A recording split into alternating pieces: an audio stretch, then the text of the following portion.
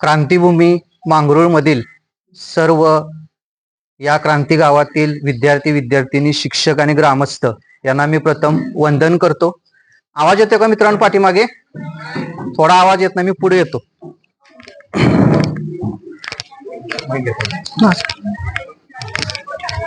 आता येतो आवाज?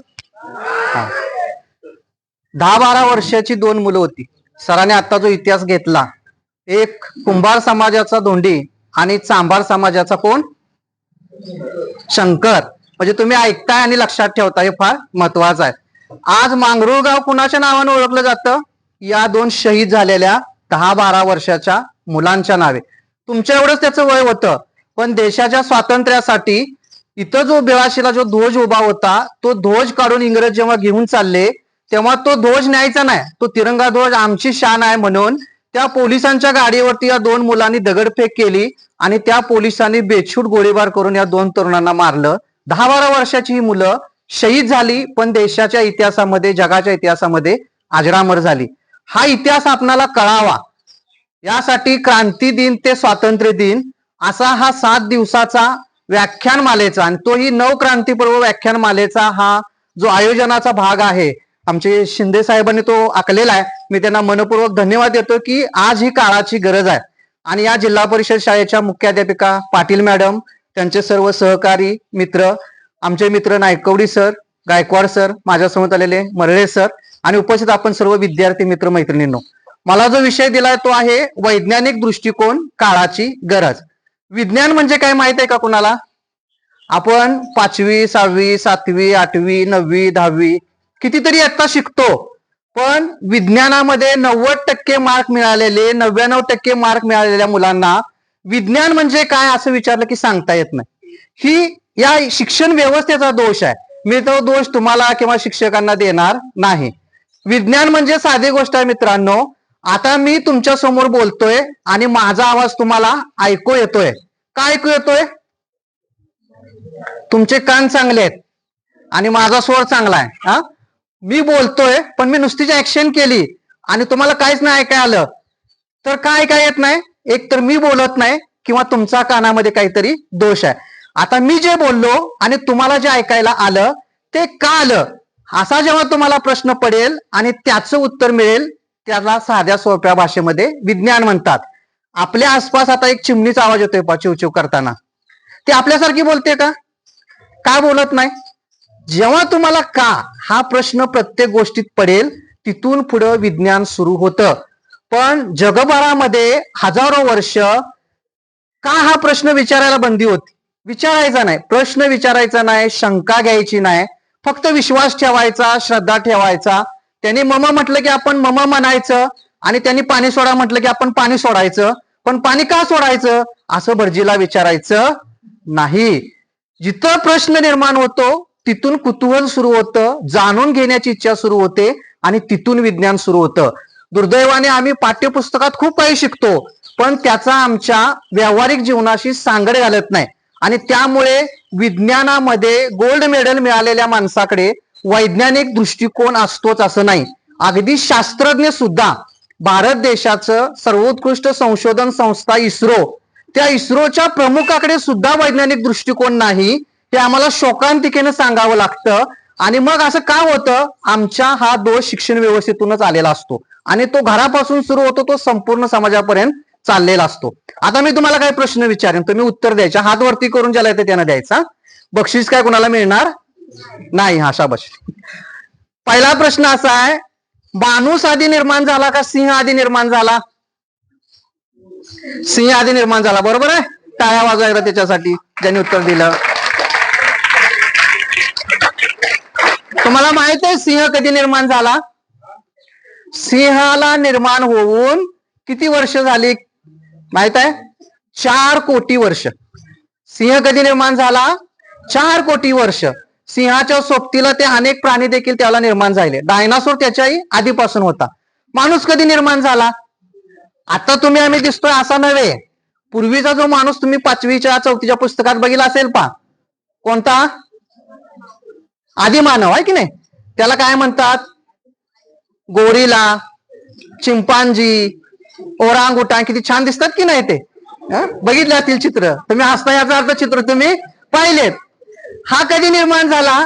5 लाख वर्षापूर्वी. आता लक्षात घ्या, सिंह वगैरे हे प्राणी 4 कोटी वर्षापूर्वी निर्माण झाले आणि त्यांच्यानंतर कितीतरी लाखो वर्षांनी जो माकड होता, ज्या माकडापासून मानव तयार होत गेला, आपला पूर्वज, तो तयार झाला. आधी कोण तयार झालं? सिंह. माकड नाही, आधी सिंह तयार झाला आणि नंतर माकडापासून मानव निर्माण होण्याची प्रक्रिया आहे ती 5 लाख वर्षाची अलीकडली आहे. जेव्हा सिंह निर्माण झाला तेव्हा तो गुहेतच राहत होता आणि आज सिंह कुठे राहतोय? जंगलातच राहतोय. तेव्हाही तो शिकार करून खायचा आणि आताही तो शिकार करूनच खातोय. तेव्हाही तो कपडे घालत नव्हता, आता कपडे घालतोय काय? नाही घालत. का बरं? त्याला वाटत नसेल काय छान छान कपडे घालावी, भांग पाडावा, मोबाईल घ्यावा? वाटत असेल का नसेल? का वाटत नसेल? त्यानं विचार केला नाही. पण गुहेत राहणारा जो माणूस होता आधी मानव, तो त्या सिंहासारखाच आधी नग्न अवस्थेत होता. नग्न अवस्थेतच फिरायचा, त्याच गुहेत राहायचा, जाऊन शिकार करायचा. कच्चं मांस जसा वाघ सिंह खातो तसा तोही खायचा. हळूहळू त्याला एक एक प्रश्न पडायला लागला आणि मग प्रश्न पडत गेल्यामुळे त्या संपूर्ण प्राण्यांपेक्षा मनुष्य आज वेगळा झाला. कारण आपणाला प्रश्न पडतो. प्रश्न कुणाला पडतो? जिवंत माणसाला पडतो, मेलेल्याला प्रश्न पडत नाही. प्राण्यांना प्रश्न पडतात पण ते क्षणिक असतात, फार दीर्घकालीन विचार करणारे प्रश्न पडत नाहीत. मग त्याला प्रश्न काय पडायला लागले? त्याला असा प्रश्न पडायला लागला, रात्र का होते? अंधार का पडतो? कोण सांगेल? अंधार का होतो? रोज अंधार होतोय की नाही? संध्याकाळ होते, रात्र होते. रात्र झाली मग आपण अभ्यास करत बसतो, आहे की नाही, टीव्ही पुढे. का होते रात्र? सांगेल का कोण? हा पाठीमागे येतो का आवाज मित्रांनो? कोण सांगेल रात्र का होते? काय म्हटलं मला ऐकायला ना इकडं? मित्रांनो, हजारो वर्ष धर्मग्रंथात असं सांगितलंय, देव झोपला की रात्र होते आणि देव उठला की सकाळ होते. आणि देवानं तुमच्या आमच्या सोयीसाठी 2 झुंबरं आकाशात टांगलेत. एक आहे सूर्य आणि एक आहे चंद्र. जेव्हा देव झोपतो तेव्हा सूर्य झोपतो आणि त्यामुळं रात्र होते आणि चंद्राचा शीतल प्रकाश पडतो, जसा आपण नाईट बल्ब लावतो रात्रीच्या वेळेला. आणि देव उठला की तो नाईट बल्ब बंद होतो आणि सूर्याचा बल्ब चालू होतो. असं हजारो वर्ष मांडलं जात होतं. पुढे आपण बघणारा युरोपात काय होत होतं. त्याला दुसरा प्रश्न असा पडला, पाऊस का पडतो? आपल्याला प्रश्न पडायला पाहिजे की नाही? आता पाऊस आज का बरं नाही पडला? अनेक 4 दिवसानं पाऊस पडेल. हे प्रश्न तुम्हाला पडतात का? पाऊस का पडतो? ऊन का येतं? थंडी वारा का निर्माण होतो? असे प्रश्न ज्याला पडतात आणि त्याची उत्तरं शोधण्याचा जे प्रयत्न करतात, तिथूनच विज्ञान तयार होतं. हजारो वर्ष या माणसाला हा प्रश्न पडला आणि हळूहळू त्यात बदल होत गेला. माकडापासून मानव होताना पहिला बदल कुठला झाला मित्रांनो? तुम्ही शिकलाय पुस्तकात, होमो इरेक्टस. ऐकलाय का शब्द कधी? होमो इरेक्टस या टप्प्यामध्ये माकडापासून मानव होत असताना महत्वाचा असा एक बदल झाला. कोणता बदल झाला माहित आहे? तर तो बदल हा होता की माणसाचा जो पूर्वीचा चालण्याचा भाग होता, तोही 2 हात 2 पायावर चालायचा. पुढचे जे त्याचे 2 पायच होते, हात नव्हते. माकड चालताना आता बघताय ना तुम्ही कसं चालतंय? थोडा वेळ पाठीमागच्या 2 पायावर चालतं पण जास्त वेळ चालू शकत नाही. इतर जनावर असे ताट चालू शकतात का मागच्या 2 पायावरती? नाही. का चालू शकत नाहीत? कोण सांगेल? त्यांच्या आईने त्यांना शिकवलं नाही म्हणून? त्यांच्या वडिलांनी त्यांना शिकवलं नाही का? शिक्षकांनी शिकवलं नाही?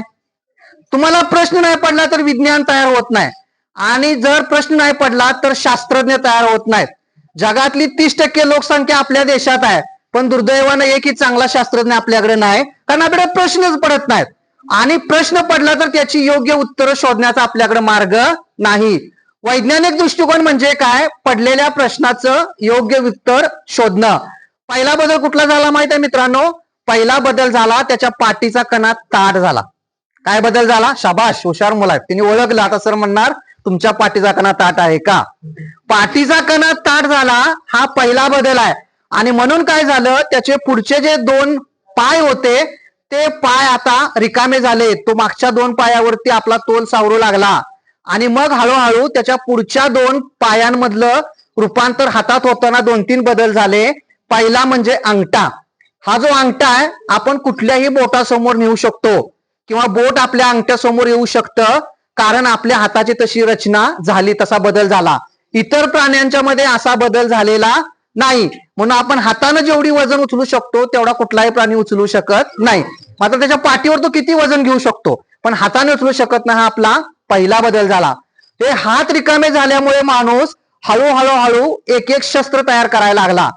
आदिमानाची शस्त्र तुम्ही पुस्तकात बघितली असतील की नाही, दगडाची वगैरे बनवलेली. आधी मोठी होती, पुन्हा थोडी थोडी छोटी होत गेली, अगदी अणकुचीदार होत गेली.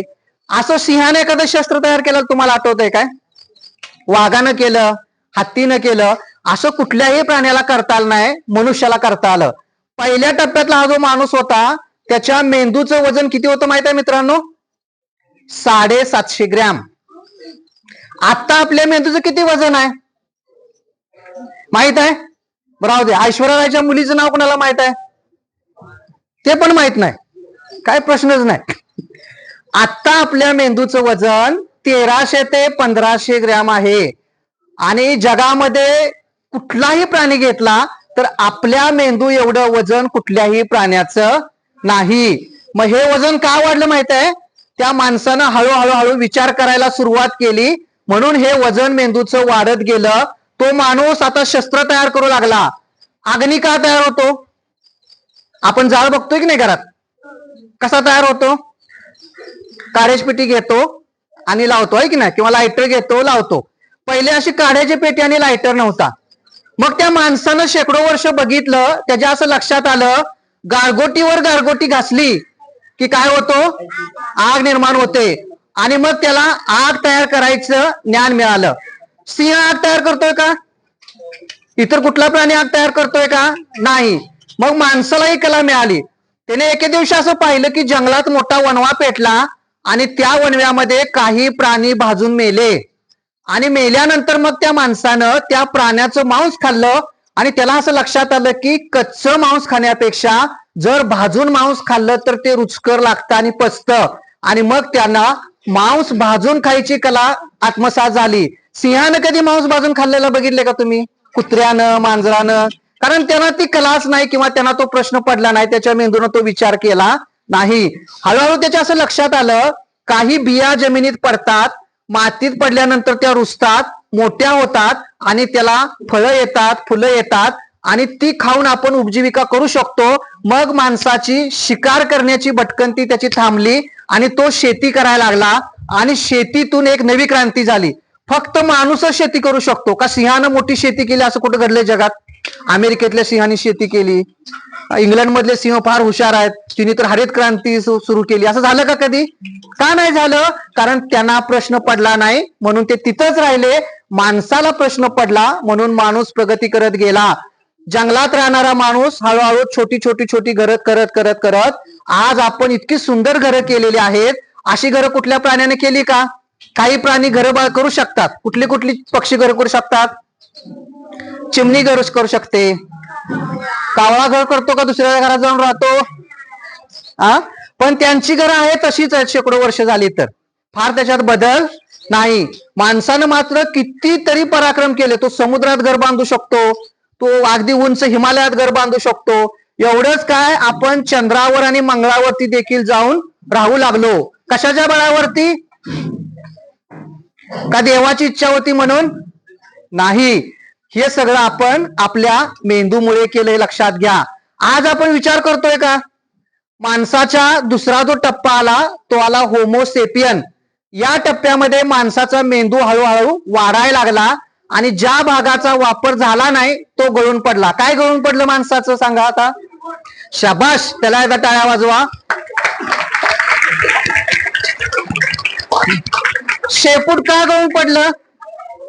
शरीराचा एक नियम आहे, ज्या भागाचा आपण कित्येक काळ वापर करत नाही तो भाग निष्क्रिय होतो आणि शेवटी गळून पडतो. मला काळजी आहे की पुढच्या 10-12 पिढ्यानंतर आपला मेंदू गळून पडेल का काय? कारण विचार करत नाही. आपला मोबाईल नंबर सुद्धा आपल्याला पाठ नाही. इतका मेंदूला ताण देण्याची आपल्याला आज गरज भासलेली नाही. पाढे पाठ करायचं ती लांबची गोष्ट राहिली. आज इतकं आळशी झालोय आपण या टेक्नॉलॉजीमुळं की काहीच आपल्याला पाठ नाही, मेंदूला ताण देत नाही. म्हणून तुमचा मेंदू गळून पडायचा नसलं तर काय केलं पाहिजे? विचार केला पाहिजे, प्रश्न पडले पाहिजेत. आता तुम्ही रोज आंघोळ करता का? सगळे आंघोळ करता? तू कुठल्या साबणानं करतेस? का बिन साबणानं करता? पाठीमागं मित्रांनो सांगा एक साबणाचं नाव. संतूर. कुठला कलर आहे साबणाचा? कलर बर. अजून दुसरा? Lifebuoy red colour. हा सिंथॉल. सिंथॉलचा कलर कुठला आहे साबणाचा?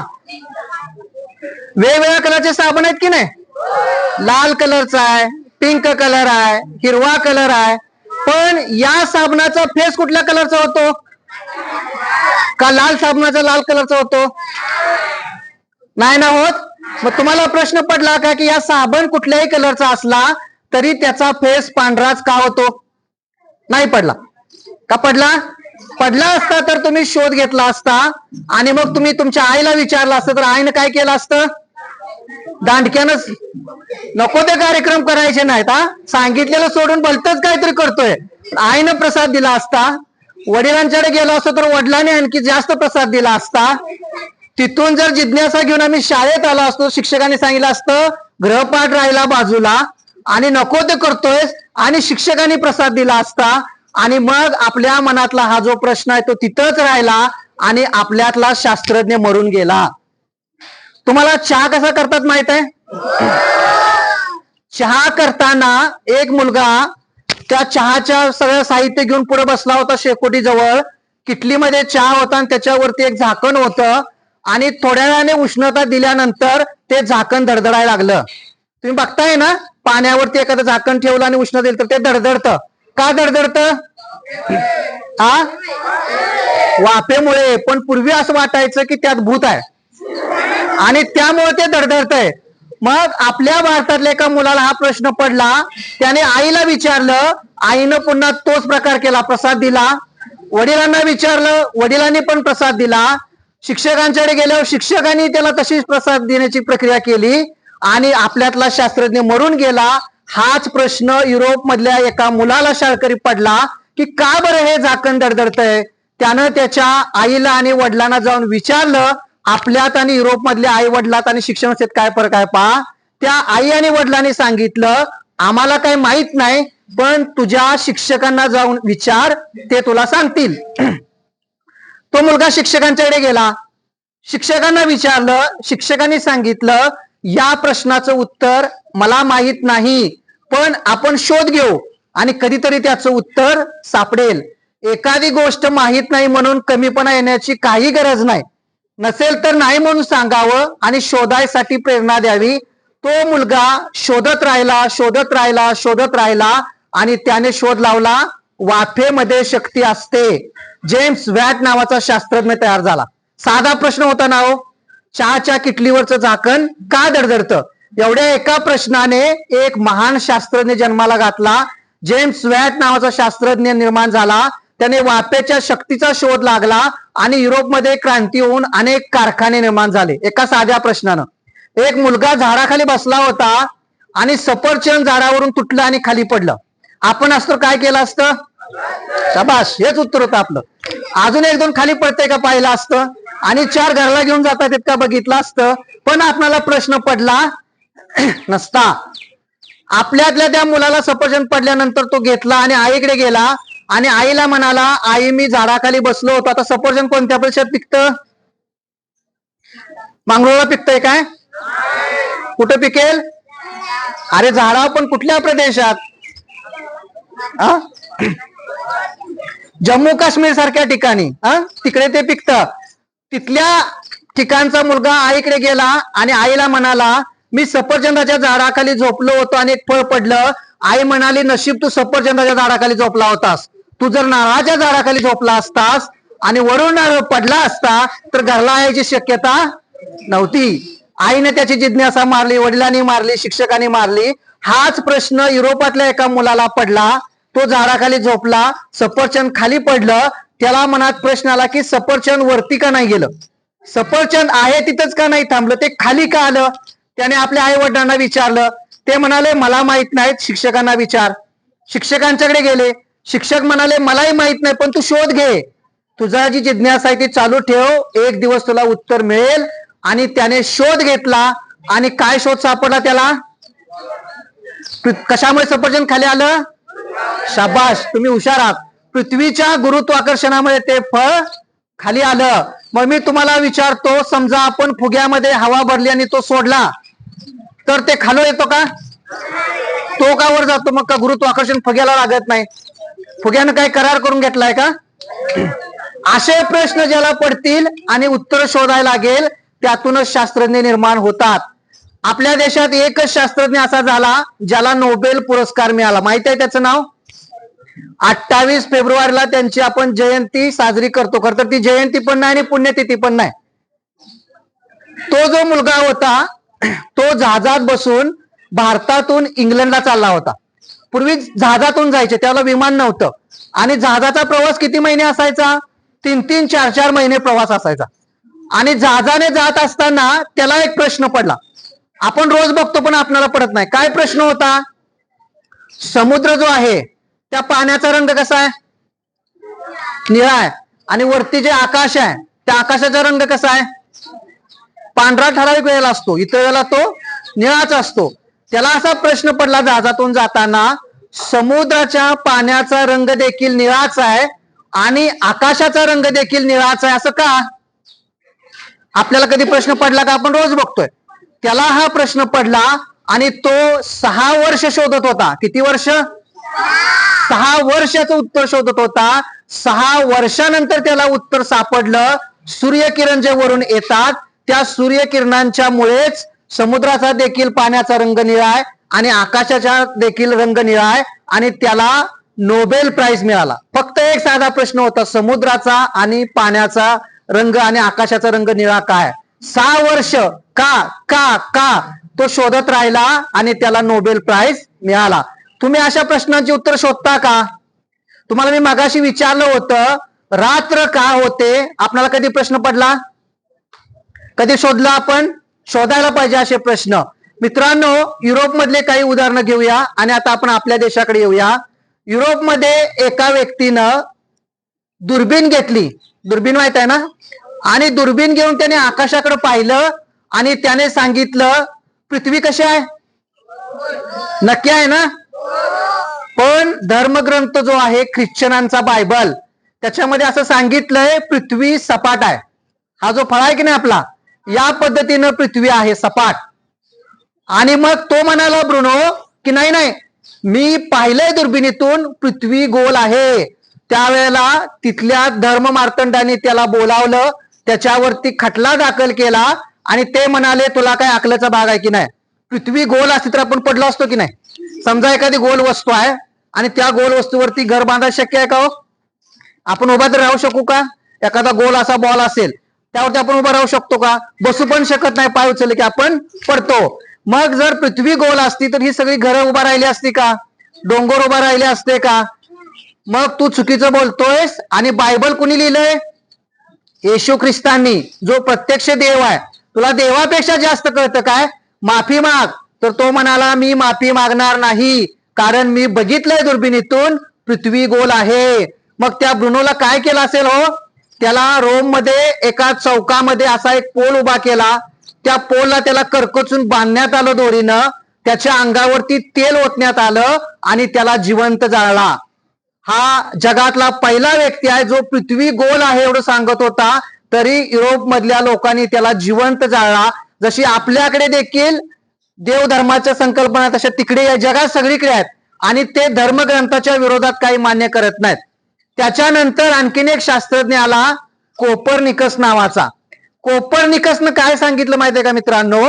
त्यानं देखील दुर्बीण घेतली, पाहिलं आणि त्याच्या असं लक्षात आलं. आता मी तुम्हाला प्रश्न विचारतो, पृथ्वी सूर्याभोवती फिरते का सूर्य पृथ्वीभोवती फिरतो? पृथ्वी सूर्याभोवती फिरते. हे तुम्हाला नॉलेज आहे की नाही? ते कुणी दिलं? कोपर्निकस. नाव लक्षात ठेवायचं. कुणी? कोपर्निकस. त्या धर्म मार्तंडांनी कोपर्निकसला बोलावलं आणि त्यांना म्हणाले तुला काय अकलेचा भाग आहे की नाही. तो म्हणाला काय झाला, काय सांगतोय चुकीचं लोकांना. म्हटलं बरोबर सांगतोय. चुकीचं आहे म्हटले. बायबलमध्ये काय सांगितलंय, पृथ्वी आहे तिथंच आहे, सूर्य फिरतो. आता हा माझा हात आहे, आता फिरायला लागलाय की नाही. फिरल्यामुळे तुम्हाला जाणवतोय का कुणीकडून कुणीकडे चाललाय, जाणवतोय की नाही. आता समजा हा इथंच आहे, फिरत नसेल तर जाणवेल का. मग आपली सूर्य आहे तो सकाळी कुठे असतो, दुपारी, आणि सायंकाळी कोण फिरतोय, सूर्य फिरतोय की नाही. त्यांना असंच वाटत होतं आणि म्हणून येशूनं देखील बायबलमध्ये लिहिलं होतं की सूर्य फिरतोय आणि पृथ्वी आहे तिथंच आहे. कोपर्निकस म्हणाला नाही, सूर्य आहे तिथंच आहे, तो फक्त स्वतःभोवती फिरतो. पृथ्वी स्वतःभोवती पण फिरते आणि स्वतःभोवती फिरता फिरता सूर्याभोवती पण फिरते. त्याला काय म्हणतात, स्वतःभोवती फिरलं की परिवलन आणि सूर्याभोवती फिरली की परिभ्रमण. मी तुम्हाला विचारलं होतं दिवस आणि रात्र का होते. पृथ्वी जेव्हा फिरत असते, जो भाग पृथ्वीच्या सूर्याच्या बाजूला येईल तेव्हा काय होईल, दिवस होईल. आणि जो भाग सूर्याच्या विरुद्ध दिशेला जाईल तेव्हा काय होईल, रात्र होईल. देव जागा झाला म्हणून दिवस होईल का, किंवा देव झोपला म्हणून रात्र होणार नाही. हे कोपर्निकसनं सांगितल्यानंतर त्याला बोलावून घेतलं. म्हणले माफी माग, नाही तर तुलाही मोठा त्रास होईल. त्याने माहित होतं ब्रुनोला काय त्रास दिला होता.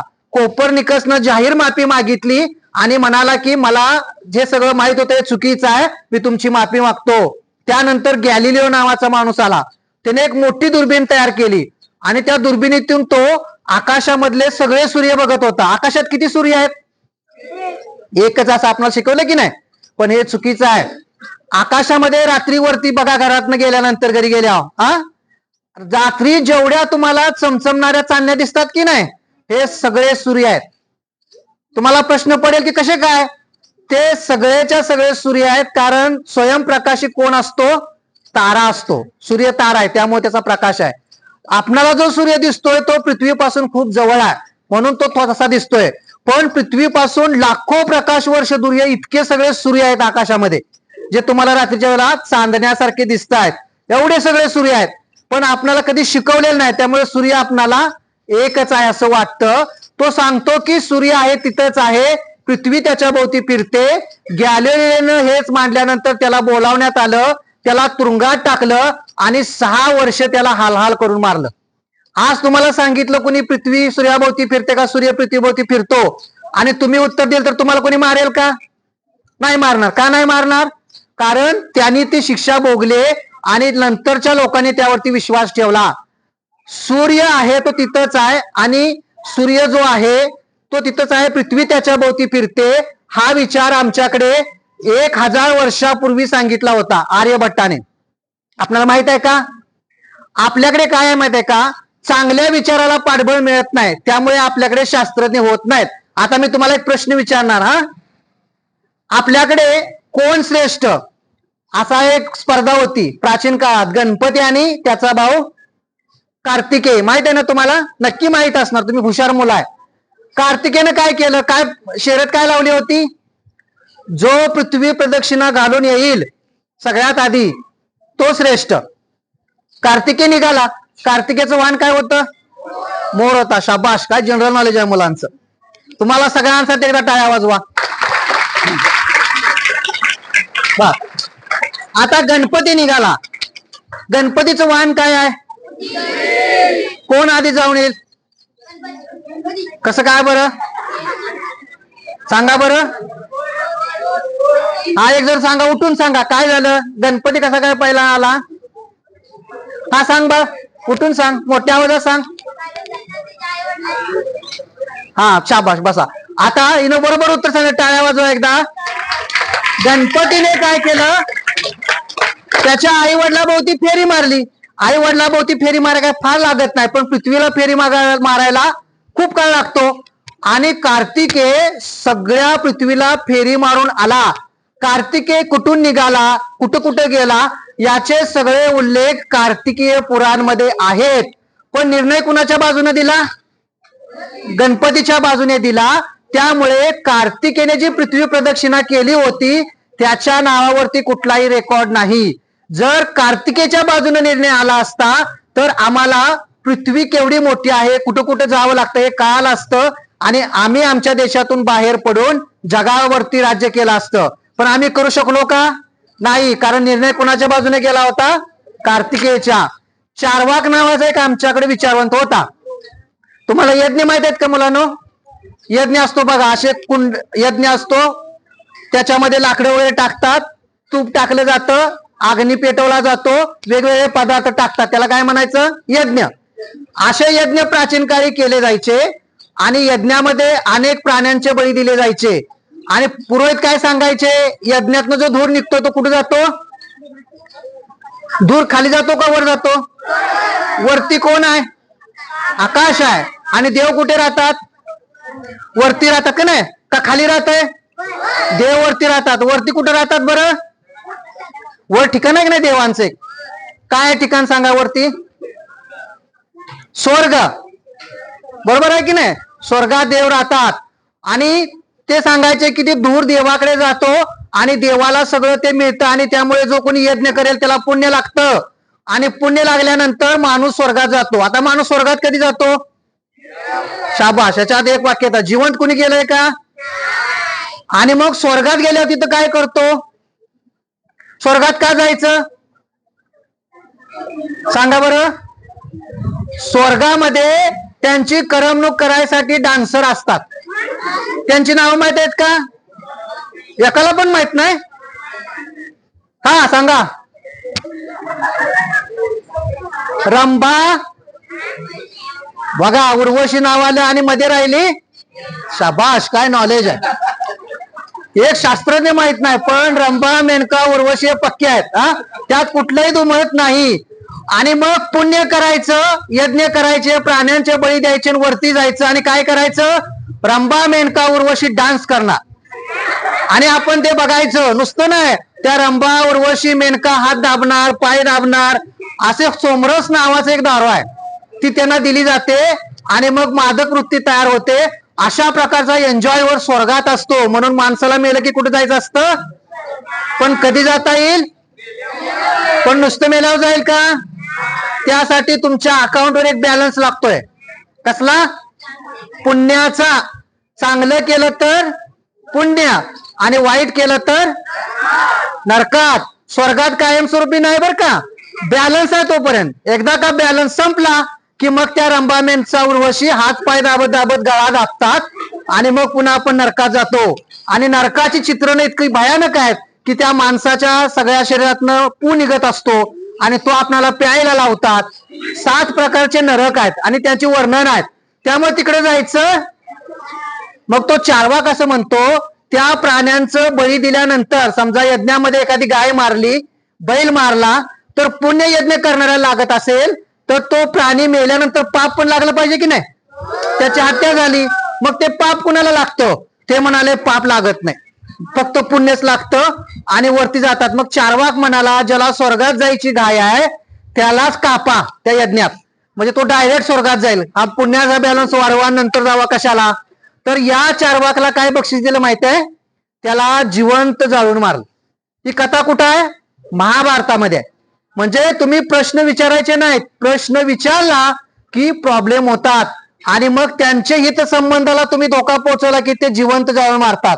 तिकडे जसं द्रोणाला जिवंत जाळून मारलं तसं आपल्याकडे चार्वाकला मारलं. सॉक्रेटिसचं नाव ऐकलंय का कधी? सॉक्रेटिस हा तिथल्या शहरातल्या लोकांना सांगायचा, काय सांगायचा? विचार करा, विचार करा, विचार करा. मी जर म्हणालो 2 + 2 5, बरोबर आहे का? तुम्ही मान्य कराल का? पण मी म्हणाल तुम्ही मान्यच केलं पाहिजे, कारण मी सांगतो ते बरोबर आहे. तुम्ही विश्वास ठेवाल का? पण पूर्वी लोक विश्वास ठेवायचे.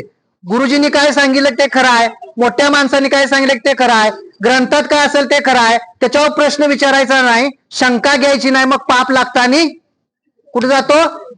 नरकात जातो. देवळापुढे पैसे देवापुढे ठेवल्यानंतर त्याचं काय झालं कधी विचारलं का? दुकानात गेलो, 100 रुपये दिले, 70 रुपयाचं साहित्य घेतलं तर आपण 30 रुपये दुकानातच ठेवून येतो का? सगळे पैसे घेऊन येतो. 1 रुपया जरी कमी दिला तरी विचारतो कुठे गेला, आहे की नाही? मग मंदिरात देवापुढे पैसे ठेवल्यानंतर त्याचं काय झालं कधी विचारलं का? विचारलं की पाप लागतं आणि मग कुठे जातं? नरकात. तो सांगायचा की विचार करा. तिथल्या लोकांनी त्याला बोलावलं प्रमुखांनी आणि म्हणाले लोकांना विचार करायला सांगू नको. काय सांग? विश्वास ठेव, श्रद्धा ठेव, सबुरी ठेव. तो म्हणाला नाही मी सांगणार. आणि मग त्याला शिक्षा दिली काय माहित आहे का मुलांनो? त्याला एक विषाचा प्याला प्यायला दिला. पूर्ण एक ग्लास होता, त्यात विष होतं, त्याचं नाव होतं हेमलॉक. हेमलॉक हा विषाचा ग्लास प्यायला दिला आणि त्या जेलरनं सांगितलं या विषाचं रहस्य काय माहित आहे का? तो म्हणाला नाही. सॉक्रेटिसने विचारलं काय आहे? तू म्हणाला आता विष पिलास की नाही, त्या विषाचा असर आधी तुझ्या पायाकडे होणार, मग हळूहळू वरती येणार, मग पोटात येणार, छातीत येणार आणि असा करत करत करत शेवटी कुठे येणार? मेंदूत येणार. आणि मेंदूमध्ये आला की तू मरणार. मग आता ज्याने विष तयार केले त्याला समजा तुम्हाला या विषाचा प्याला दिला असता प्यायला, तर त्याला काय केलं असतं तुम्ही? त्याला सत्कार केला असता काय? मग काय केलं असतं सांगा की जरा. 2 शिव्या दिल्या असत्या काय? मारला असतं जाणार की नाही शक्य झालं असतं तर. तो काय म्हणाला माहित आहे का? मी आता त्याला धन्यवाद देतो कारण त्याने विष बनवताना त्याचा असर पायापासून डोक्याकडे केला, त्यामुळे मी शेवटच्या क्षणापर्यंत विचार करू शकतो. आणि म्हणून त्याला विचारासाठी शहीद होणारा पहिला विचारवंत म्हणून सॉक्रेटिस ओळखला जातो, की त्याने सांगितले की मला विष पिले तरी शेवटच्या क्षणापर्यंत विचार करता येईल. आपण एखादा क्षण तरी विचार करतोय का सकाळपासून संध्याकाळपर्यंत? नाही ना करत. म्हणून आपण आहे तिथेच आपली प्रगती होत नाही. आपल्याला प्रश्न पडले पाहिजेत, आपल्याला विचार करता आला पाहिजे. रात्री काजव्या चुकचुकतात की नाही? का बरं चुकचुकतात काय माहित नाही. आपल्याला प्रश्न पडत नाही. एखादं अन्न 2 दिवसानंतर शिळं होतं की नाही, वास यायला लागतो, विटतं की नाही, आपण टाकून देतो. बिस्किट मात्र 6 महिन्याच्या पूर्वीच असलं तरी ते विटत नाही, आहे की नाही? का बरं? प्लास्टिकच्या पुढ्यात नुसतं असून चालू काय? मग भाकरी पण आपण प्लास्टिकच्या पिशवीत ठेवूया तोंड बांधून, त्याला बुरा येईल का नाही? त्याला प्रश्न पडलाय प्लास्टिक असतंय, त्याच्यापेक्षा त्यात अशी केमिकल असतात की ती केमिकल टाकल्यामुळं बिस्किट कुजत नाही. कुठलं केमिकल असतं? माणूस मेल्यानंतर त्याची बॉडी ठेवतात की नाही कुजू नये म्हणून.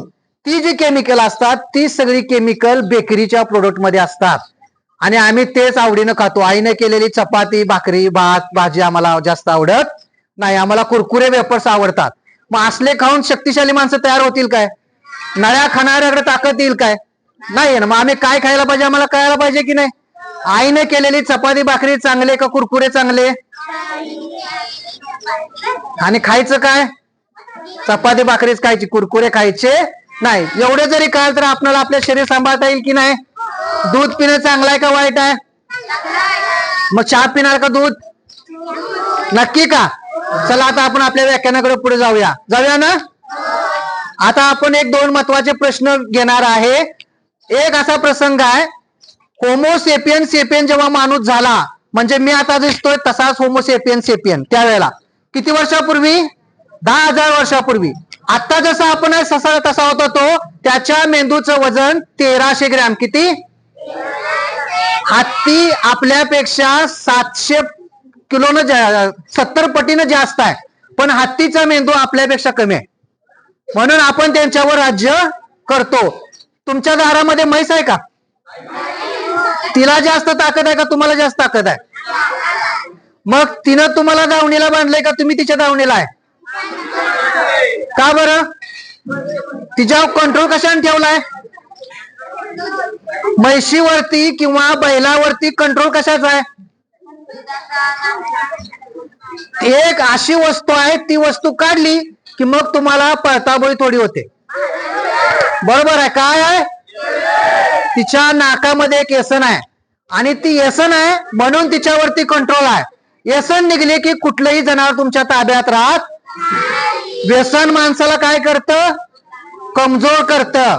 आणि आपण नको ती व्यसन करतो. गुटखा खातो, मावा खातो, सिगारेट. डुक्कर सुद्धा तंबाखूला शिवत नाही. तुम्ही जर तंबाखू टाकली तर डुक्कर 100 मीटरवरनं जातं. त्याला काय लय अक्कल आहे का? पण त्याला कळतं की हे इतकं विषारी आहे, त्याचा वास सुद्धा घेतला तरी आपल्यावरती घातक परिणाम होतात. आणि माणूस पैसे देऊन खातोय तंबाखू आणि गुटखा मावा खातोय. पिकावरती मावा पडला, पीक चांगलं होतंय का खराब होतंय? आणि माणूस मात्र पैसे देऊन मावा आणतो आणि खातो आणि शरीराची झीज करतो. शरीर खूप अनमोल आहे. ते चांगलं आहे तोपर्यंत किंमत कळत नाही, पण एकदा जर ते बिघडलं तर मात्र त्याची किंमत कळते. एखाद्या आजारी माणसाला जाऊन बघा आणि मग कळेल. एखादा डोळा आपला जरी जखम झाली तर किती किंमत आहे त्याची कळते आपल्याला. त्यामुळे शरीर चांगलं ठेवायचं. आता मी 2 घटना सांगणार, तुम्ही उत्तर देणार का? नक्की हात वर करून. एक गाडी सोलापूरहून शिर्डी साईबाबाच्या दर्शनाला निघालेली होती. गाडीत 10 माणसं होती. किती? साईबाब म्हणजे देव आहे, चांगला आहे की नाही तो? बरोबरच आहे. तुकडोजी महाराज देव नाहीत, गाडगे बाबा देव नाहीत, ते कोण आहेत? संत आहेत. ते चांगलं सांगतात आपल्यासाठी. आणि ही सगळे देव मंडळात उघडी नागडी असणारी. असो, तर तो गाडीतनं 10 माणसं निघाली. साईबाबाचं दर्शन घेतलं 2 दिवस रांगेत उभा राहून. आणि परत जाताना गाडीचं चाक एक फुटलं, ऍक्सिडेंट झाला. 9 माणसं जाग्यावर मेली. किती? जिवंत किती राहिले? असं का झालं? कोण सांगेल हात वरती करून? हा सांग बा, कोण सांगेल? हा सांग दीदी, सांगा. काय बाय तुम्हाला जे वाटतंय ते सांगा, विचार करून सांगा. एकच का वाचला असेल? सांगा. हे हुशार आहे बघा मुलगा, तो म्हणाला ते ऍक्सिडेंट झाला, ते बाहेर उडून गेला, त्यामुळे तो वाचलाय ना. वेगळा विचार केला त्याबद्दल टाळ्या वाजूया आपण. बऱ्याच ठिकाणी उत्तर काय असतं माहिती आहे का? उत्तर असं असतं की ते 9 माणसं पापी होते म्हणून मेले, एकच माणूस पुण्यवान होता म्हणून देवानं वाचवलं. ते उत्तर बरोबर असेल का? याला वैज्ञानिक दृष्टिकोन म्हणत नाही. मग देव वाईट आहे काय? देव चांगला असता तर त्यानं सगळ्यांना वाचवायला पाहिजे होतं. त्याच्या भेटीला गेलते ना का देवाला काही शिव्या द्यायला गेलते, हाणामाऱ्या करायला गेलते? मग जर सगळे त्याला भेटायला गेले असतील चांगल्या भावनेनं तर ते मरायला नको होते. पण ते मेले, याचा अर्थ देवाचा काहीतरी कोप झाला म्हणून मेले नाहीत, ते त्यांच्या चुकामुळं मेले. असं ज्याचं उत्तर येईल ते योग्य उत्तर आहे. समजा या देशामध्ये लोकांना नोकऱ्या नाहीत, तर त्याच्या नशिबात नसेल म्हणून नोकऱ्या नाही का?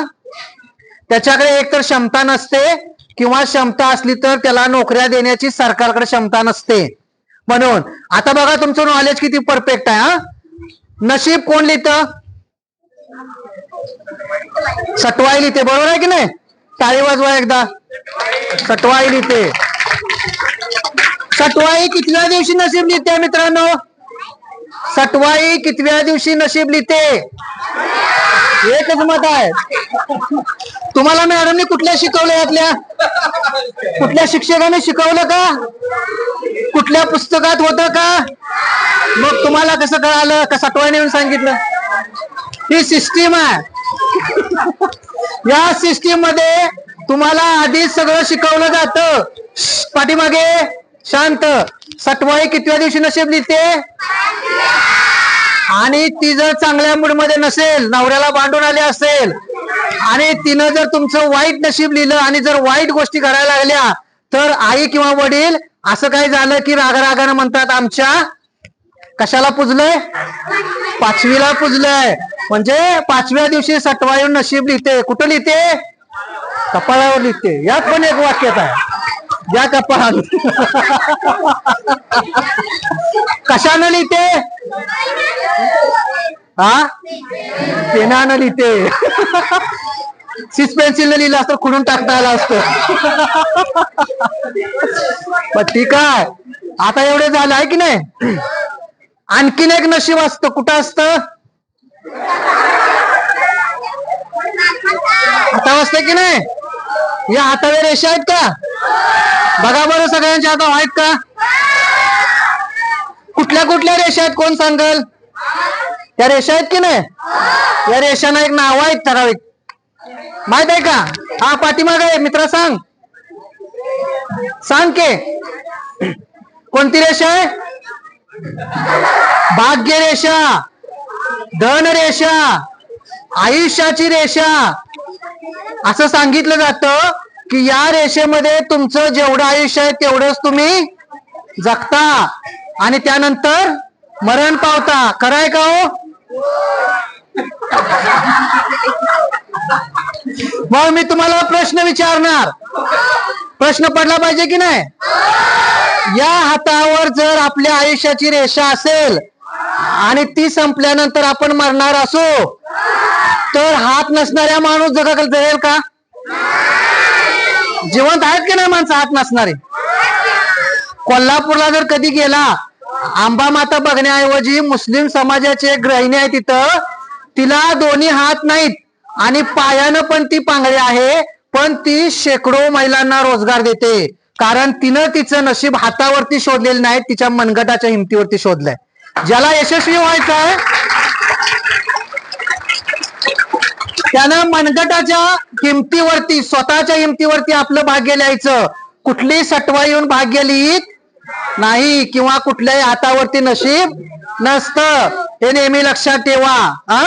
नशीब म्हणजे काय असतं? कर्तृत्व अधिक संधी. तुमच्याकडे कर्तृत्व पाहिजे आणि त्याच्याबरोबर तुम्हाला संधी पाहिजे. समजा एखाद्या वेळेला तुम्ही प्रयत्न केला, पोलीस भरतीला उतरला आणि पोलीस भरती नाही झाला, तर तुमच्या नशिबात नाही म्हणून झाला का? नाही. आम्ही कुठं कमी पडलो हे तपासून पाहायला पाहिजे आणि आपल्या जेवढे दोष आहेत, उणीवा आहेत, त्या दूर केल्या पाहिजेत. समजा मी रनिंग मध्ये मागे पडलो, मला घेतील का पोलीस भरतीला? मग मी काय करायला पाहिजे? हनुमानाच्या मंदिरात जाऊन उपास तपास करायला पाहिजेत काय? मग काय केलं पाहिजे? पळायचं प्रॅक्टिस केलं पाहिजे की नाही? सातत्याने प्रॅक्टिस करून जेवढा वेळ आहे त्या वेळेच्या आत आम्हाला येता आलं पाहिजे. समजा आम्ही पळून उत्कृष्टरित्या तिथं आलो आणि पेपरमध्ये मागे पडलो, मग आम्हाला कोणाचा उपवास करायला पाहिजे? पेपरचाच उपवास करायला पाहिजे.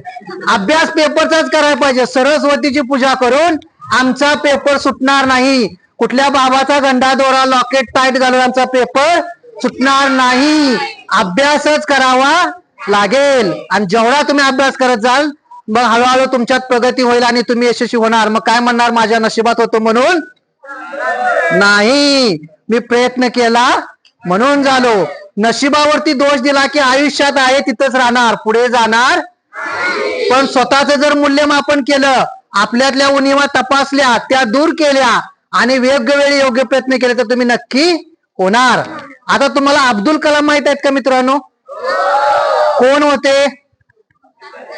शास्त्रज्ञ होते. शाबास. त्यांनी काय शोध लावला? Missile man. बघा हुशार आहेत मॅडम तुमची मुलं, त्यांना सटवाई बरोबर हे पण माहित आहे. टाळ्या वाजवा यांच्यासाठी एकदा. गुड. अब्दुल कलाम या देशाचे राष्ट्रपती झाले, बरोबर आहे की नाही? त्यांचं चरित्र कधी वाचलं का मुलांनो? रामेश्वरम सारख्या एका प्रदेशामध्ये समुद्रकिनारी हा माणूस पेपर सकाळी विकायचा आणि शाळेचे खर्च मागवायचा. कारण घरची परिस्थिती एवढी हालाकीची होती की शिकायला पैसे नव्हते. मग तो पेपर टाकायचा आणि पैसे मिळवायचा. पाठीमागे येतो का आवाज? पुढे तो शिक्षणासाठी गेल्यानंतर पैसे नव्हते, त्याच्या बहिणीनं स्वतःच्या गळ्यातले दागिने विकले आणि अब्दुल कलामांचं शिक्षण केलं. आणि अब्दुल कलाम एक मिसाईल मॅन म्हणून प्रसिद्ध झाले, एक चांगले नावाजलेले राष्ट्रपती झाले. पण सगळ्यात वाईट गोष्ट कोणती केली? राष्ट्रपती झाल्यानंतर अब्दुल कलामांनी पहिलं काम कोणतं केलं माहित आहे मित्रांनो? पहिलं काम त्यांनी काय केलं? विमान काढलं. दिल्लीतून ते विमान निघालं, कुर्तकोटीला आलं आणि कुर्तकोटीच्या नरेंद्र महाराजाच्या जाऊन तो माणूस पाया पडला. जो नरेंद्र महाराज हवेत असा हात फिरवून चीन काढतो, हवेत असा हात फिरवून अंगारा काढतो. आम्ही म्हणालो नरेंद्र महाराज, या देशामध्ये 80 कोटी लोक भुकेलेले आहेत, हात फिरवून चीन नका काढू, हात फिरवून अंगारा नका काढू, भाकरी काढा, तुम्हाला 21 लाख देतो.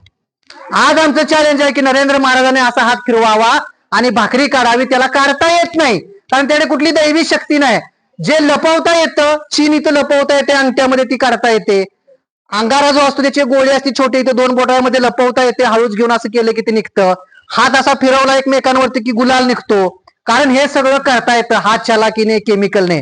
पण भाकरी लपवता येत नाही. असा कुठला महाराज तुमच्याकडे आला आणि त्याने चीन काढली, अंगठी काढली, अंगारा काढला, त्याला म्हणायचं महाराज हे नको, चपाती काढा, तो पळून जाते, ते थांबत नाही. पण शास्त्रज्ञ असणाऱ्या आमच्या अब्दुल कलामांनी त्यांना असं वाटलं नाही की ज्या बहिणीने माझे दागिने विकले आणि माझे शिक्षण घेतलं त्या बहिणीच्या जाऊन पाया पडावं, असं त्या माणसाला नाही वाटलं. ज्या कुर्तकोटीच्या महाराजांना याच्यासाठी काही केलं नाही त्याच्या जाऊन पाया पडला हा माणूस आणि मग देशात असा मेसेज गेला की शास्त्रज्ञ असणारा माणूस जर महाराजाच्या पाया पडत असेल तर तुम्ही आम्ही पडलं पाहिजे. आणि मग या देशामधला जो एखादा विज्ञानवादी तयार होत असतो तोही मरून जातो. आणि जनसामान्य लोक अब्दुल कलामांनी कशा पद्धतीने शास्त्रज्ञ झाले, मिसाईल मॅनचं नॉलेज कसं घेतलं हे न बघता कलाम तिकडे गेले म्हणून हजारो लोक तिकडे जातात. आणि हे आमच्या देशातली शोकांतिका आहे मित्रांनो. आणि म्हणून मला कधी अब्दुल कलामांचं कौतुक यासाठी वाटलं नाही की ते जर पहिल्या दिवशी एखाद्या चांगल्या सायंटिस्टच्या ठिकाणी गेले असते, एखाद्या सायन्सला जाऊन भेट दिली असती तिथल्या धर्मशाळेला, तरी काही वाटलं नसतं. पण या महाराजाकडे गेले आणि सगळं सायन्स बुडवून सगळं डोकं घाण टाकून त्या महाराजाच्या पदरी जाऊन आले. असं जर आमच्या देशात घडलं तर संदेश वाईट जातो. आता मी येतो मिशन मंगळकडे. मिशन मंगळ माहित आहे ना, बऱ्याच जणांनी पिक्चर पाहिला असेल. आपण एक यान इथनं सोडलं आणि ते कुठे गेलं, अरे मंगळावर गेलं मित्रांनो. मिशन मंगल मंगळावरती गेलं. कुठे गेलं, पहिल्यांदा जेव्हा हे यान सोडायचं होतं तेव्हा आमच्या देशाचे इस्रोचे प्रमुख, मी त्यांचं नाव नाही घेणार, त्यांनी काय केलं माहितीये का, मिशन मंगळचं जे यान आहे त्याची एक सोन्याची प्रतिकृती तयार केली आणि ती नेऊन बालाजीला अर्पण केली. आता एक लक्षात घ्या, एक तर तुम्हाला जर असं वाटत असेल की बालाजीला अर्पण केल्यानंतरच मंगळावर जात असेल यान, मग कशाला शास्त्रज्ञ घेता, बालाजीलाच अर्पण करा. पण एवढंही करून ते यान मंगळावर गेलं नाही, ते यान मध्येच गायब झालं. आजपर्यंत ते झोपेतच आहे, सापडलेलं नाही. दुसऱ्यांदा मग त्यांनी पुन्हा प्रयोग केला, झालेल्या चुका सगळ्या दुरुस्त केल्या आणि दुसऱ्यांदा यान सोडलं, ते मंगळावरती गेलं. अवघ्या 400 कोटी, जगात सगळ्यात कमी खर्चात आपण मंगळावरती यान पाठवू शकतो. ते कशामुळं, साईबाबाच्यामुळे पाठवू शकतो, बालाजीला यान अर्पण केल्यामुळे पाठवू शकतो. हजारो लोक कित्येक वर्ष राबत असतात आणि त्यांच्या मेहनतीमुळे ते यान मंगळावरती जात असतं. पण मंगळावरती गेल्यानंतर जर प्रमुख जाऊन कुठल्या तरी महाराजाच्या पाया पडत असेल तर सगळी केलेली मेहनत वाया जाते आणि आमच्यातला एकही शास्त्रज्ञ देशात तयार होत नाही. युरोपमध्ये असं नाही होत.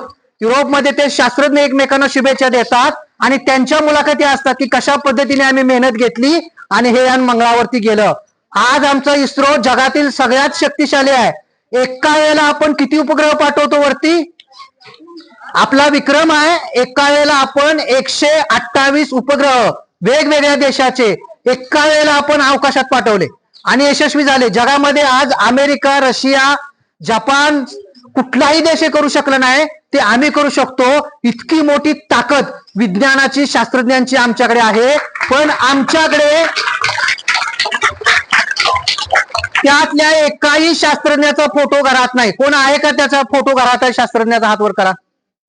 एका शास्त्रज्ञाचा फोटो माझ्या घरात आहे नाही. महाराजांचे फोटो घरात नाही असं घर कुठला तर हात वर करा.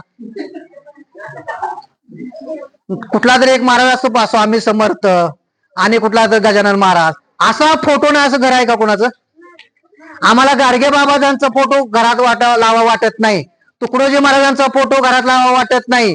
सावित्रीमाई फुलेजीनं आम्हाला शिक्षण दिलं, तिचा फोटो घराला वाटत नाही. स्टेटस ठेवा वाटत नाही, डीपी ठेवा वाटत नाही. पण ज्याने काही केलं नाही फसवणुकीशिवाय अशा उघड्या नागड्या महाराजांचे फोटो लावण्यात धन्यता मांडली तर काय होणार. आम्हाला जर पुढे अब्दुल कलामांचा फोटो असेल, कल्पना चावलाचा फोटो असेल किंवा एखाद्या चांगल्या कलेक्टरचा, तुम्हाला कलेक्टर व्हावं वाटत असेल तर कलेक्टरचा फोटो घरात लावा. कलेक्टरचं चरित्र आणा आणि ते वाचा, त्यातनं प्रेरणा मिळेल, आम्ही मोठं होऊ. आम्हाला जर जे काही व्हायचं वाटतंय त्याचा फोटो आपल्या घराच्या भिंतीवरती पाहिजे, त्याचं चरित्र आपल्या घरात पाहिजे आणि त्याचं वाचन पाहिजे, तर आम्हाला प्रेरणा मिळेल आणि आम्ही तसे मोठे होऊ. मग तुम्ही आता ठरवणार ना आमच्या घरात कुणाचा फोटो पाहिजे. शास्त्रज्ञांचा पाहिजे, समाजसुधारकांचा पाहिजे, जे जे कोणी चांगले असतील अशा व्यक्तीचा फोटो लावा, अशा व्यक्तीचं पुस्तक आणा, ते वाचा आणि त्यातनं प्रेरणा घ्या. तुम्ही नक्की यशस्वी व्हाल. तुम्हाला माहिती आहे का मित्रांनो, लग्न जुळवताना किती गुण जुळवतात, किती मी ऐकलं होतं माझ्यावाला 40 जुळवले होते का 36च आहेत, 36च आहेत. आता तुमच्यावर काही लगेच नंबर नाही, पण तुमचे बहीण भाऊ कोणी मोठे असले तर आपण काय करतो, लग्न जुळवताना एक पत्रिका काढलेली असते. तुम्ही जन्मल्यानंतर आकाशामध्ये ग्रह, तारे, नक्षत्र काय काय त्याची, त्याला काय म्हणतात, त्याला जन्मकुंडली म्हणतात. तुम्ही कुठल्या वेळ जन्माला आला, ठिकाण वेळ, आणि मग ते घेऊन भटजीकडे जायचं. ऐकायचंय का पाठीमागे? भटजी ते बघतात, मुलाची पत्रिका बघतात, आणि याच्यामध्ये पासिंगला किती मार्क असतात? 36 पैकी किती पडलं तरच लग्नाला परमिशन आहे? अजून यांना माहित नाही. बरं झालं, आता यांच्यात एक वाक्यता नाही. मगाशी परफेक्टच होते. 5 म्हणजे 5. पासिंग 50 मार्काला. किती? आपल्याकडे शाळेत 35 मार्काला पासिंग आहे, त्यात फेल गेला आणि ग्रेस मार्क आहे. आता जर आमच्याकडे अशी परीक्षा आली, 100 पैकी नुसते किती मार्क पडायचे? 100 पैकी नुसते 24 मार्क पडा पास, बाकी सगळं आम्ही देतो. इतकी सिस्टीम आहे. पण लग्नामध्ये अशी ऍडजस्टमेंट नाही. 18 मार्क पडले तरच पास. मित्रांनो, पुण्यामध्ये माझा एक मित्र होता, चांगल्या IT नोकरीमध्ये, IT कंपनीमध्ये नोकरीला होता. मुलगी ITच्या कंपनीमध्ये नोकरीला होती.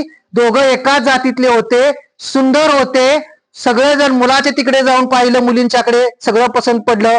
मुलीच्या घरचे मुलाकडे आले, त्यांना सगळं पसंत पडलं. मुलगा मुलगी निर्व्यसनी आहेत, त्यांना कुठल्याही प्रकारचं व्यसन नाही.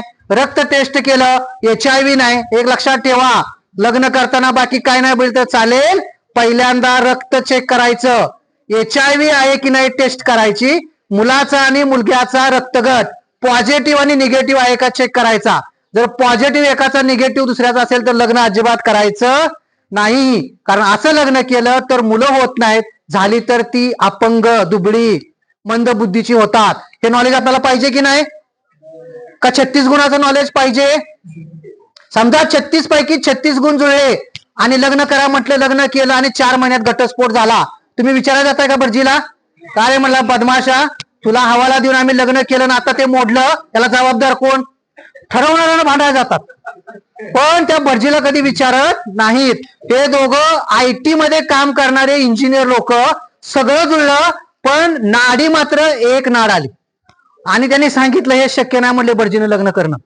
आणि ही एवढी चांगली सुज्ञ माणसं, लग्न त्यांनी सगळं काय जुळत आलेलं, केवळ एक नाड आली. एक नाड, मध्य नाड आणि अंत्यनाड अशा 3 नाडा असतात. मी तुम्हाला विनंती करेन, आमचे शिंदे सर आहेत, प्राचार्य डॉक्टर नितीन शिंदे, पत्रिका कशा जुळतात 36 गुण PPT वरती दाखवतात. त्या मुलांना कधीतरी दाखवूया. आणि मग ते लग्न करायला तयार नव्हते, आम्ही त्यांना सगळं समजावून सांगितलं, त्यांनी लग्न केलं, लग्न सगळं व्यवस्थित झालं, संसार सुखाचा आहे, त्यांना 2 मुलं बाळ झालेत, आनंदात राहतात. आमची जिजा नावाची एक विद्यार्थिनी, तिच्या राशीत मंगळ होता. राशीत मंगळ असल्यावर काय होतंय तुम्हाला अजून माहित नाही? बरं झालं. होत नाही लग्न लवकर, कडक मंगळ असणार, काय लागतोय दुसरा जोडीदार. ऐश्वर्या राय माहित आहे का तुम्हाला? ऐश्वर्या रायचं जेव्हा लग्न करायचं ठरलं तेव्हा तिच्या राशीमध्ये अशा प्रकारे ग्रह होते की ती ज्याच्याशी लग्न करेल तो काही दिवसात मरणार. मग ऐश्वर्या राय फार हुशार, नुसतीच हुशार नाही, ऐश्वर्या राय विश्वसुंदरी आहे, प्रचंड नॉलेज आहे तिच्याकडे. तिनं काय केलं, ती म्हणाली भटजीला, असं काय आहे का नाही विधी की माझ्या राशीतले हे सगळे शनी मंगळ इथनं विधी केल्यावर जातील का? शनी मंगळ हलतील का वर्ण? त्यांचं एक चक्र ठरलेलं आहे. एक सूर्यमाला बघितली ना तुम्ही, ती सूर्यमाला आहे, त्याच याच्यामध्ये फिरते.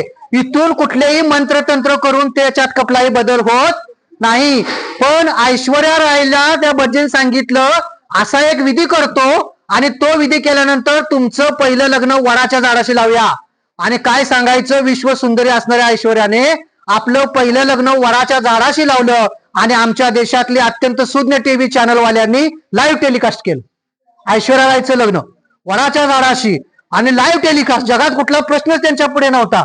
रोज शेकडो शेतकरी मरतायत पण त्यांच्याविषयी प्रश्न विचारायला चॅनलला वेळ नाही. हिचं लग्न लाईव्ह दाखवल्यानंतर लाखो लोक बघणार आहे, उद्या काय करतील? तेच प्रेरणा घेतील ना. आणि मग तिने त्या वडाच्या झाडाशी लग्न केलं आणि नंतर मग कुणाशी केलं? अभिषेक बच्चनशी केलं. आता कसं तरी खालीवर खालीवर होत चाललंय, अजून तुटलंय की नाही काय माहित नाही, पण काय होईल ते बघू पुढं. पण सध्या तरी एकत्र राहत नाहीत. पण हे लक्षात घ्या, पत्रिका जुळवल्यानंतर तुम्ही भटजीला विचारा, लग्न कायमस्वरूपी टिकेल याची गॅरंटी देताय काय? स्टॅम्प वरती लिहून कुठलाही भटजी देणार नाही. म्हणून आयुष्यामध्ये पत्रिका ही थोतांड आहे. तुमच्या आजोबांना जाऊन विचारा की तुमच्या आजोबांना विचारा लग्नाच्या वेळी तुम्ही पत्रिका बघितली होती का? ही पत्रिका आता आली आहे या 41 वर्षामध्ये. तुमच्या वडिलांच्या लग्नापासून तुमच्या आजोबांच्या पंजोबांच्या लग्नात कुठली पत्रिका बघितलेली नव्हती, तरी ती 150 वर्ष 125 वर्ष एकत्र राहायचे. आणि आता पत्रिका बघून लग्न केलं की 4-6 महिन्यात तिकडे तिकडे होतात. म्हणून लग्न करताना काय बघायचे 2 गोष्टी सांगा. मी मग सांगितलं, रक्तगट आणि दुसरं HIV ची टेस्ट. हे सगळ्यात महत्वाचं आहे, विसरायचं नाही. तुम्ही जर शिराळ्याच्या दवाखान्यात गेला, माझे एक मित्र आहेत, मी आकडेवारी नाही सांगणार, किमान तुम्हाला 20,000च्या वर शिराळा तालुक्यामधले असे यंग मुलं दिसतील की त्यांचं लग्न झालंय आणि लग्न झाल्यानंतर 1-2 वर्षांनी जेव्हा बाळणपणाची प्रक्रिया येते, राहतं मूल, तेव्हा ते रक्तगट टेस्ट करावा लागतो, तेव्हा त्यांना HIV हे कळतं आणि आयुष्य उद्ध्वस्त होऊन जातं. पत्रिका बघण्याऐवजी जर त्यांनी HIV ची टेस्ट केली असती तर त्यांचं आयुष्य उद्ध्वस्त झालं नसतं. म्हणून आई वडिलांना ठणकावून सांगायचं, पत्रिका काय झूट आहे, HIV टेस्ट आणि रक्तगट आम्हाला बघायचा आहे, तो बघितल्याशिवाय आम्ही लग्न करणार नाही. आणि तुम्ही जर आई वडिलांना नीट समजावून सांगितलं तर तेही तयार होतील. पण जर तुम्ही ते नाही बघितलं आणि बॅडलक जर तिथे HIV वाला सापडला तर आयुष्य उद्ध्वस्त होऊन जातं दोन्ही कुटुंबांचं. म्हणून तुम्ही हे सगळं महत्वाचं आहे ते करायला पाहिजे. करशील ना नक्की? ओके. आता आपण शेवटचा एक घटना घेऊया आणि थांबूया. तुमची आई भाजी निवडताना बघितले का? मेथीची भाजी निवडताना आई काय करते? पानं घेते आणि देठ, कवळा देठ घेते आणि मुळं असतील ती बाजूला टाकते, आहे की नाही? पानातली सगळीच पानं घेते का? कुठली पानं घेते? चांगली पानं कशाला म्हणायचं? ज्याच्यावरती कुठलाही रोग नाही, ज्याच्यावरती छिद्र नाहीत, आळी नाही, मावा पडलेला अशी पानं घेते, आहे की नाही? वेचते आणि भाजी करते. समजा ते आहे तशी सगळी घेतली असती, भाजी केली असती, काय फरक पडला असता? जरा पोटात दुखला असतं, लयच आळ्या असत्या तर उलट्या झाल्या असत्या, संडास झाला असता आणि 2 दिवसात आम्ही बरे झालो असतो की नाही? का मेलो असतो? नसतो मेलो. एवढं काय होत नाही त्याच्यात. तरी देखील आई आपली भाजी निवडते की नाही? धान्य कधी पाकडताना बघितलंय? काय केलं जातं? दगड काढली जातात, कोंडा काढला जातो, आहे की नाही? समजा ते धान्य तसंच दळून आणून खाल्लं, काय होईल? खडा आपल्या दाताला लागेल, दाताला जर जखम होईल, पोटात गेला तर संडास वाटे बाहेर जाईल, अडकला तर मुतखडा होईल. त्याच्या पेट काय फार होणार नाही, तरी आपण नीट करतो की नाही? पाकडतो की नाही? किती काळजी घेतो एक वेळच्या जेवणाची, आहे की नाही? मग एक वेळच्या जेवणाची आम्ही एवढी काळजी घेतो तर विचार करत असताना काळजी घ्यायला पाहिजे की नाही? वैज्ञानिक दृष्टिकोन म्हणजे आपल्या आसपास ज्या घटना घडतात त्या का घडतात याचा योग्य विचार करणं. तो जर योग्य विचार केला तर तुम्ही नक्की यशस्वी होणार. दिवस आणि रात्र का होते? देव झोपल्यामुळे होते का?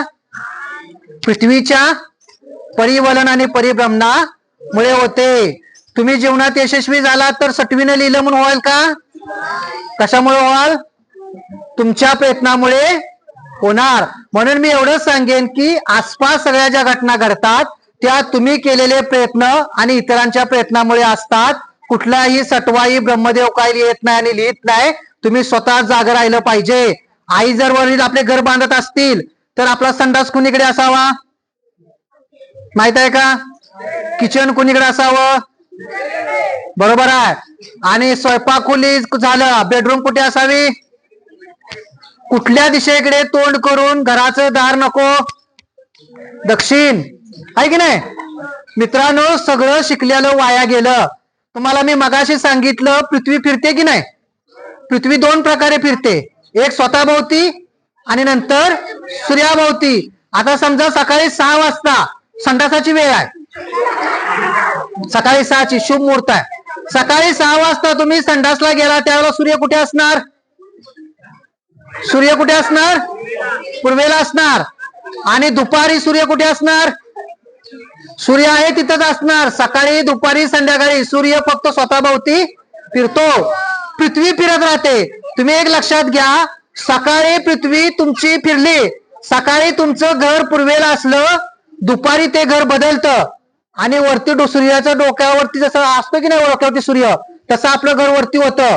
संध्याकाळी घर इकडल्या बाजूला होतं, पुन्हा रात्री खाली जातं आणि सकाळी पुन्हा फिरून वरती येतं. म्हणजे आम्ही जर दिशा म्हणून घर बांधायला गेलो तर ते कदापि शक्य नाही, कारण आमची पृथ्वी फिरत असते. त्यामुळे 24 तासात आपलं घर किती वेळा फिरतं? 4 वेळा 24 तासात पूर्व पश्चिम दक्षिण उत्तर 4ही दिशा फिरून सकाळी 6ला आपलं घर आहे तिथं येतं. आणि म्हणून आई वडिलांना सांगा की अशा कुठल्याही दिशा बघून घर बांधून काही होत नाही. घरामध्ये जर शांतता राहायची असेल तर घराची तोंड खिडक्या कुणीकडे बी असू देत, घरात शांतता कधी राहील? माणसांची तोंड माणसाकडे असली त्या घरात शांतता राहते. पण आमची तोंड कुठं असतात? टीव्हीकडे असतात. पोरग आलेल्या आईला माहित नाही, मुलगी आलेल्या बापाला माहित नाही, आज माझी मुलगी कुठला ड्रेस घालून शाळेत गेली आईला माहित नाही, किंवा आज माझ्या आईच्या अंगावरती कुठली साडी आहे मुलांना माहित नाही. अशा अवस्थेमध्ये जर आपण असू तर घरात शांतता राहील का? मुलगी एखादी शाळेतून घरी आली आणि तिचा जर चेहरा पडला तर आईला ओळखता आलं पाहिजे की आज माझ्या मुलीचा चेहरा पडलाय. आणि मग ती आई जर त्या मुलीला विचारत असेल काय झालं, तर त्या घरात शांतता राहणार.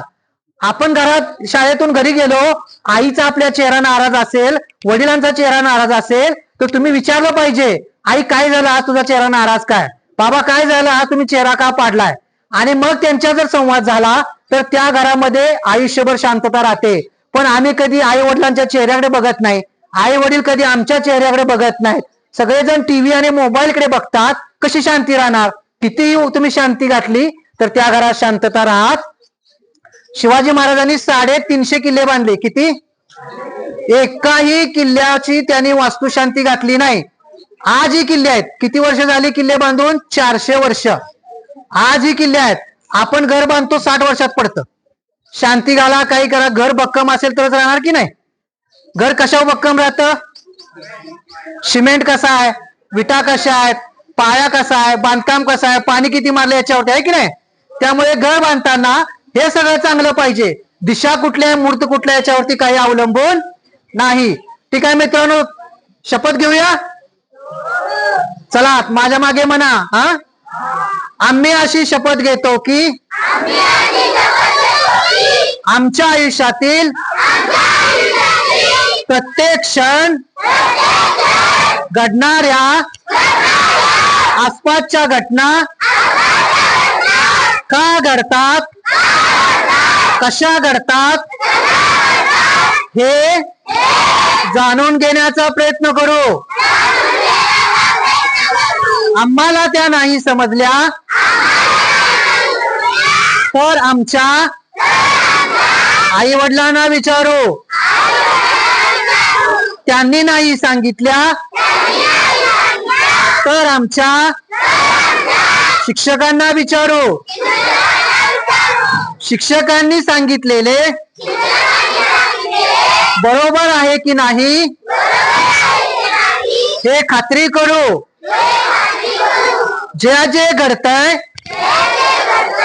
ते आम्ही आमचे कान, नाक, डोळे, जीभ, त्वचा, मेंदू या ज्ञानेंद्रियाच्या साह्याने तपासून पाहू.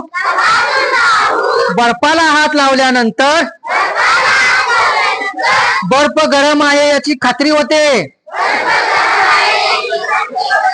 असतो का गरम? मग काय तुम्ही पाठांतर कशाला करायला लागलाय? बर्फ गरम आहे की नाही याची खात्री करू. तो जसा आहे तसाच आमच्या त्वचेला जाणवतो,